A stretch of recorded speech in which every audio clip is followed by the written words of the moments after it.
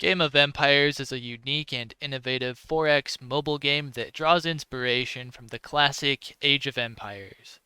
If that piques your interest, then click the download link in the description.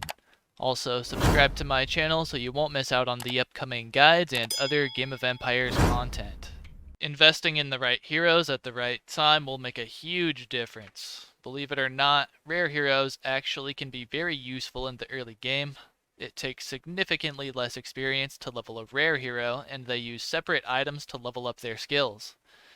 Investing in rare heroes in the early game will result in you having much larger armies than people who invest in epic or legendary heroes, since you can reach a higher level faster with the rare hero.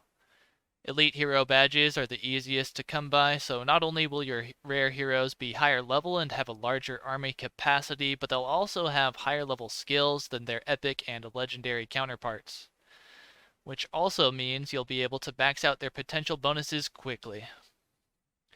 It took me 477,000 experience to get my Hussar Elite to level 31, while it took 718,000 to get Edward to the same level.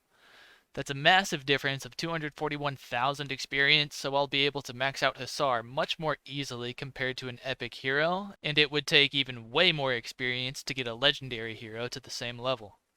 Rare heroes scale best in the early game, while epic heroes scale best in the mid game and legendary heroes scale best in the late game. By that I mean rare heroes fit best with the early game because the amount of incoming experience is low due to only having access to low level barbarians. Then in the mid game you will have a higher amount of incoming experience due to being able to fight higher level barbarians. In the end game you'll have a large amount of incoming experience, which makes it easier to max out legendary heroes in the late game. You will have the ability to train higher level cavalry units in the early game, which makes Hussar Elite the best early game hero since he is cavalry focused. Hussar can carry you through the early game's barbarians, campaign, and any PvP you may encounter early on. You'll eventually want to awaken him to boost all his skills, so you'll have to level all of them at some point, but in the beginning I recommend going 5-5-1-5. His first skill is the most important. It's a large source of damage, and so is his second and fourth skill. His third ability only applies additional damage to barbarians, so it's less important, but can still be useful. Once you have him leveled up and awakened, you can swap out his third and fourth skills for Triumph and Momentum.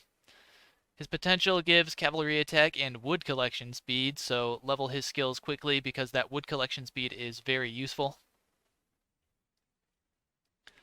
Your only other option for rare heroes currently is Praetorian Prefect. He's the best early game defense hero unless your opponents are going heavily into archers. Not only is he good at early game defense, but he also has a skill that increases hero experience gain when killing barbarians, so you can pair him with other heroes to level them faster.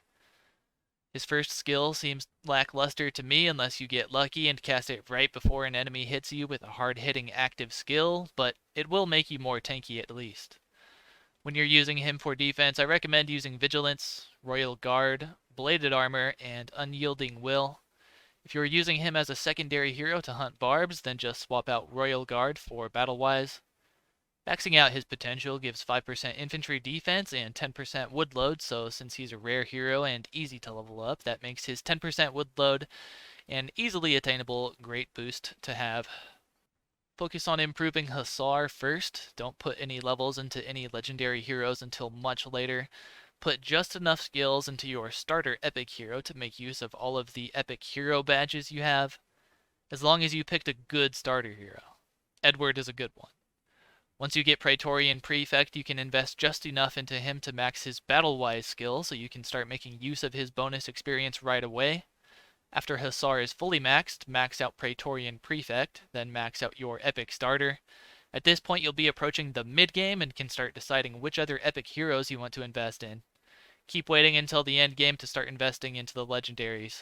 Another reason to invest in epic heroes before legendaries is because epic heroes' potential usually gives buffs that will help you progress faster. You want to get those bonuses as quickly as you can so you can speed up your progress.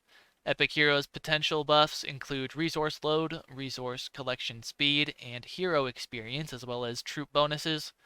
Legendary hero potentials give huge bonuses to research speed and training speed, but they are much more difficult to get. Once you finally reach the late game and you start investing in legendary heroes, you can max their first skill and leave the rest at level 1 if you're free to play. This is the most cost-effective way to get the lowest tier of training and research speed buffs from their potentials, and usually the first skill is their active skill, which is most important. This way you'll get the most out of each legendary hero for the smallest input. A good way to get bonus hero experience is to construct frontier camps near shrines, and take out the shrine guardians to gain a large amount of extra hero experience. Teaming up with your friends will make this a lot easier, but it can be done solo once you're strong enough.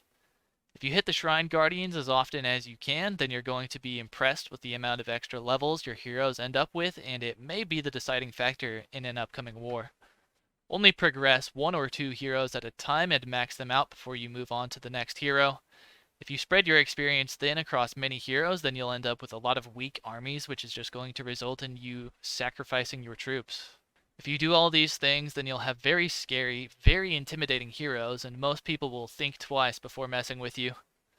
Before I go, I have one last hero-related tip for you. If you take advantage of all of the previous advice and you play consistently, then you'll have intimidating heroes which you can park next to your depot to guard your villagers while they gather. Even if you're AFK, this should be enough to make most people reconsider attacking your villagers. Download Game of Empires with the link in the description and subscribe to my YouTube channel so you don't miss out on the upcoming Game of Empires content. Now go ahead and check out this other video.